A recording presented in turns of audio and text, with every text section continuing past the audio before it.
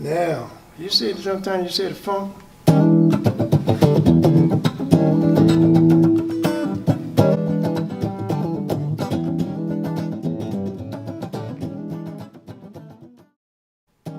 Nobody would expect to learn as much as we did in 7 days. 6 kids from different backgrounds got together to help tell a story of funk. We wanted to learn how identity, history, culture, and the community tied together in Omaha's funk scene.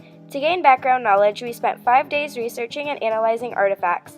We conducted 4 interviews that helped set the tone of funk. We explored 3 local hotspots that brought the community together through the love of funk. To tie it all together, we edited our documentary in 2 days to tell one story. My name is Juan Lively. My name is Ron Cooley. I am Rayford Jones. My name is Robert Holmes Sr. Funk scene for me was going strong in the late 60s through the 70s. And by the way, funk came from church. That's where it all started at. Because they kick it. They kick it. Preacher said, yeah, Lord. He be jumping on around. Oh my God. Oh. It was a spiritual thing with them. It was deeper than just the outside of it. Classical music, we put that in there too. Hispanic music, Jamaican music, African music, they're kicking too. You know, there are all different flavors of it, of funk music.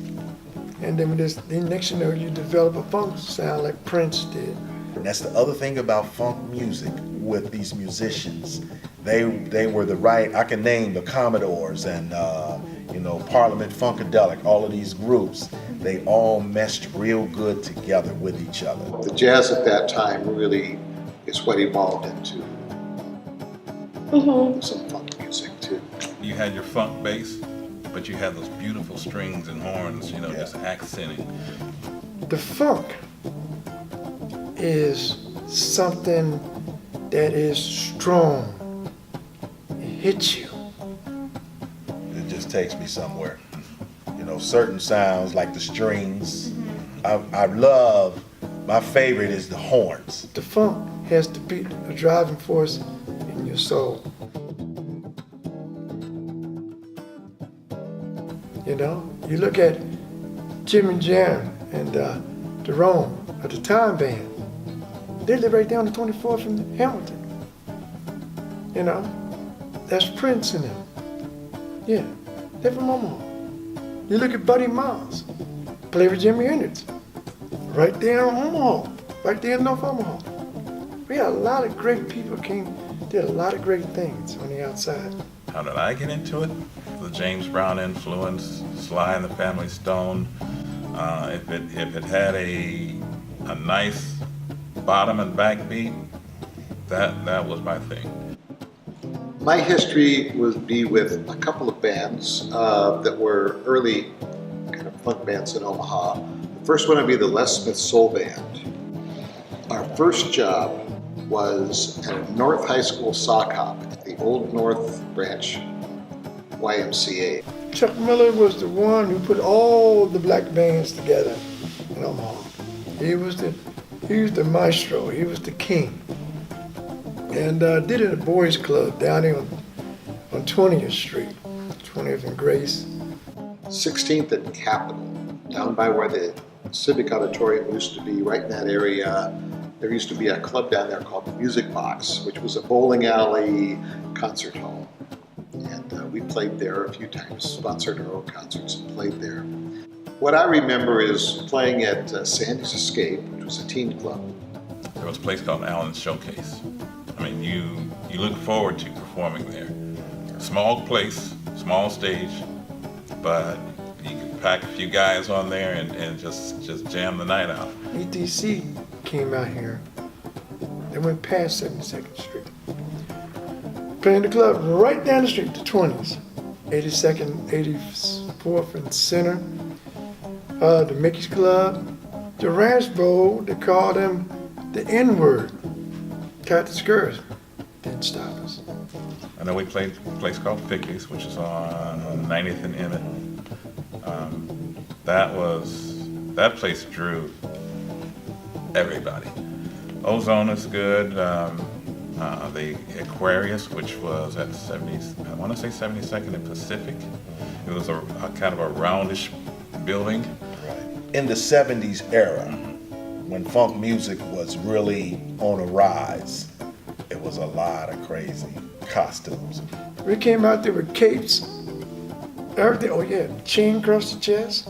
Bell bottoms. Psychedelic was all different colors in those pants. Green, red, white, yellow. That was a real big thing back then too. Leslie and Arno both had green Edwardian suits. The platform shoes that they wore. Even men wore like high heel shoes and all that kind of stuff they wore back then. The rest of the band, we had kind of a checked suit. Shoes, my shoes, I had fur boots this big. We had gaudy red cufflinks. Yeah, costume was a real big thing because the funk music, it was not only a sound, it was also a visual thing.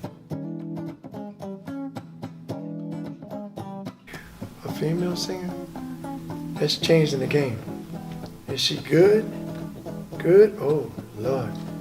It's like listen to your grandmother in the kitchen singing, and she could sing. Your mama sits in the kitchen, she could sing. Because when she opened her mouth, you have no choice but to listen. But Square Biz was the band. We could play anything. We playing some rock, man, tore it up. We played some Mexican music, tore it up. They put the funk to it. Now that, it wasn't ready for. The Destiny was an all-girls group. And everybody knew each other. Everybody helped each other out. And we did. There was a gal who played guitar in North Omaha named Lois. She was inducted into the Omaha Black Music Hall of Fame at the same time that LA Carnival was. I have a cousin, because she was in a funk band and she played the trumpet with a funk band. And where did she get that from? Who influenced her with that? Sly and the Family Stones. As a female, she's a female vocalist and she plays trumpet. And that made my cousin, inspired her to do that. Funk music, I think in the 70s, was mainly liked by, it was African American crowd. But as a group, white people, Hispanic, just all different races were gravitated to that kind of music in that era. We were the first band in Omaha that had a mixture of different ethnicities in the band. You saw people that normally don't come together with each other. That music brought a lot of people together from different races. We were playing at the time of the Vietnam War, and it was at the time when it was at its worst point, when everyone knew that we couldn't win the war. We had everything in the world to stop us. I ain't gonna lie to you. We couldn't go past 72nd Street. Seriously. 72nd Street was the boundary line between West Omaha and North Omaha. We broke that when ETC came out here.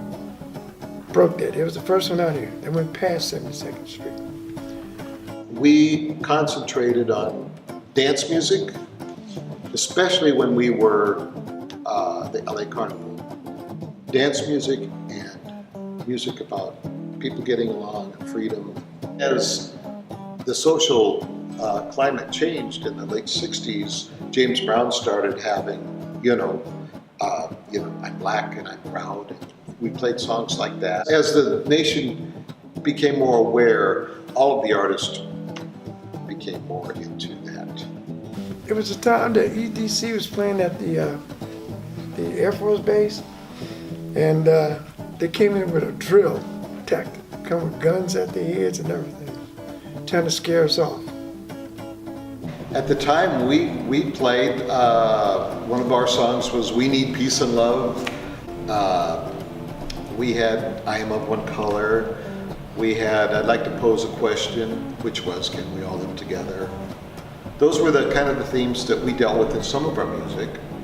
And it was a commentary on what, America's supposed to be. They tried everything. They didn't want to be scared of us because they know where the music's coming from. They're not stupid.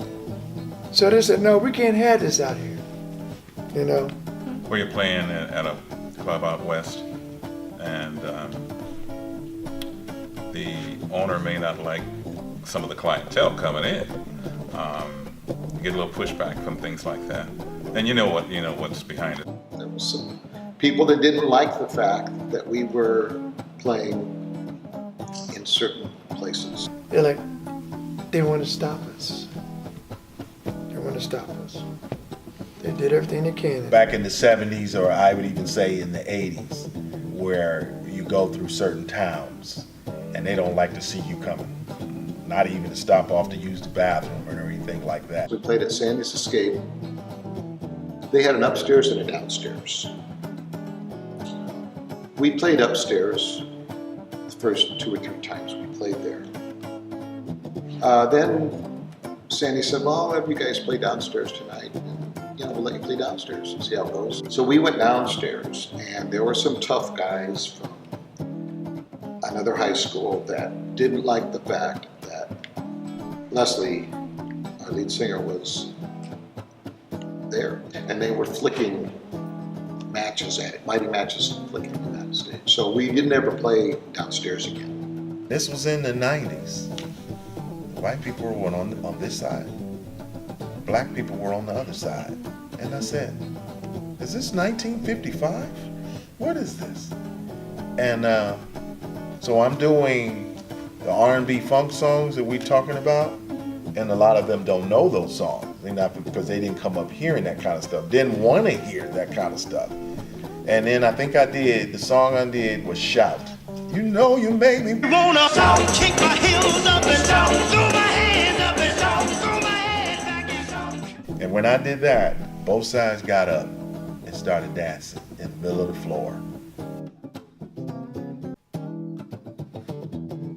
Well, funk music and R&B are intertwined. They're one and the same. Funk music is just another form of R&B music. They described us as the missing link from Sly and the Family Stone to hip hop. And even to this day, funk music is in some kind of form in every form of music, even hip hop. Let's take hip hop for instance. They took a lot of James Brown music and sampled it and rapped on top of it. The funk is something that is strong. It hits you. Slow, you can sing slow, you can sing fast, but the funk has to be a driving force in your soul. I mean, really, poof, poof, poof, poof, poof, poof. See what I'm saying? When we started this project, we had no idea how much we would learn about the history, culture, community, identity, and importance of Omaha's funk scene.